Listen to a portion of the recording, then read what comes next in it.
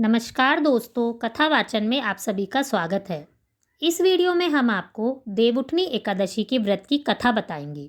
लेकिन अगर आपने अभी तक इस चैनल को सब्सक्राइब नहीं किया है तो प्लीज़ इस वीडियो को लाइक और चैनल को सब्सक्राइब करना ना भूलें और बेल बटन भी ज़रूर दबाएं।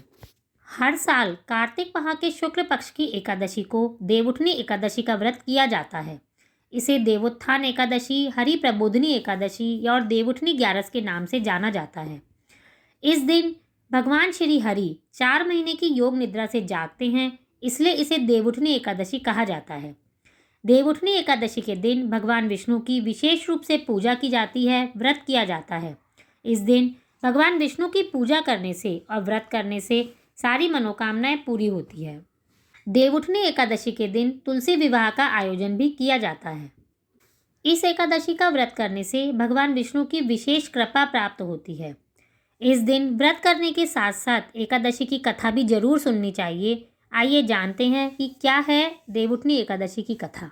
एक बार धर्मराज युधिष्ठिर कहने लगे, हे भगवान, आप कृपा करके मुझे कार्तिक माह के शुक्ल पक्ष की एकादशी के विषय में बताइए। इस एकादशी का क्या नाम है, इसके व्रत का क्या विधान है और इसका व्रत करने से किस फल की प्राप्ति होती है, ये सारी बातें आप मुझे बताइए। भगवान श्री कृष्ण बोले कि कार्तिक माह के शुक्ल पक्ष में तुलसी विवाह के दिन आने वाली इस एकादशी को विष्णु प्रबोधिनी एकादशी, देव प्रबोधिनी एकादशी, देवोत्थान, देवउठनी एकादशी, कार्तिक शुक्ल एकादशी तथा प्रबोधिनी एकादशी के नाम से जाना जाता है। यह एकादशी बड़े बड़े पापों का नाश करने वाली है। इसका महात्म्य मैं तुमसे कहता हूँ, तुम सुनो। एक राजा के राज्य में सभी लोग एकादशी का व्रत करते थे। प्रजा और नौकर चाकरों से लेकर पशुओं तक को एकादशी के दिन अन्न नहीं दिया जाता था। एक दिन किसी दूसरे राज्य का एक व्यक्ति राजा के पास आकर बोला, महाराज, कृपा करके मुझे नौकरी पर रख ले।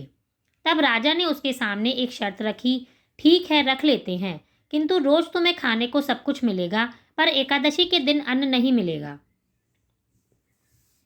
उस व्यक्ति ने उस समय तो हाँ कर ली, पर एकादशी के दिन जब उसे फलाहार का सामान दिया गया तो वह राजा के सामने जाकर गिड़गिड़ाने लगा, महाराज, इससे तो मेरा पेट नहीं भरेगा, मैं भूखा ही मर जाऊंगा, मुझे अन्न दे दो।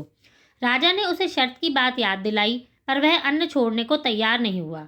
तब राजा ने उसे आटा, दाल, चावल आदि दे दिए। वह नित्य के तरह ही नदी पर पहुंचा, स्नान कर भोजन पकाने लगा। जब भोजन बन गया तो वह भगवान को बुलाने लगा, आओ भगवान, भोजन तैयार है। उसके बुलाने पर पीतांबर धारण किए भगवान चतुर्भुज रूप में आ पहुँचे और प्रेम से उसके साथ भोजन करने लगे। भोजन आदि करके भगवान अंतर्ध्यान हो गए और वह अपने काम पर चला गया। 15 दिन बाद अगली एकादशी को वह राजा से कहने लगा कि महाराज, मुझे दुगना सामान दीजिए। उस दिन तो मैं भूखा ही रह गया। राजा ने कारण पूछा तो उसने कहा, हमारे साथ भगवान भी खाते हैं, इसलिए हम दोनों के लिए सामान पूरा नहीं पड़ता। यह सुनकर राजा को आश्चर्य हुआ। वह बोला, मैं मान ही नहीं सकता कि भगवान तुम्हारे साथ खाते हैं। मैं तो इतना व्रत करता हूँ, पूजा करता हूँ, पर भगवान मुझे कभी दर्शन नहीं देते। राजा की बात सुनकर वह बोला, महाराज, यदि आपको विश्वास नहीं है तो मेरे साथ चलकर देख ले। राजा एक पेड़ के पीछे छिपकर बैठ गया। उस व्यक्ति ने भोजन बनाया और भगवान को शाम तक पुकारता रहा, किंतु भगवान नहीं आए। अंत में उसने कहा, हे भगवान, यदि आप नहीं आए तो मैं नदी में कूदकर प्राण त्याग दूंगा। लेकिन भगवान नहीं आए। तब वह प्राण त्यागने के उद्देश्य से नदी की तरफ बढ़ा। प्राण त्यागने का उसका दृढ़ इरादा जान के शीघ्र ही भगवान प्रकट हो गए और उसे रोक लिया और साथ बैठकर भोजन करने लगे। खा पीकर वे उसे अपने विमान में बिठाकर अपने धाम ले गए। यह देखकर राजा ने कहा कि व्रत उपवास करने से तब तक कोई फायदा नहीं होता जब तक कि मन शुद्ध ना हो। इससे राजा को भी ज्ञान हुआ। वह मन से व्रत और उपवास करने लगे और अंत में स्वर्ग को प्राप्त हुए। इस तरह से एकादशी के दिन आप अपने व्रत करने के साथ साथ इस कथा को जरूर सुने, ताकि आपको अपने व्रत का पूरा फल प्राप्त हो। आप सभी को देवउठनी एकादशी की बहुत बहुत शुभकामनाएं। धन्यवाद।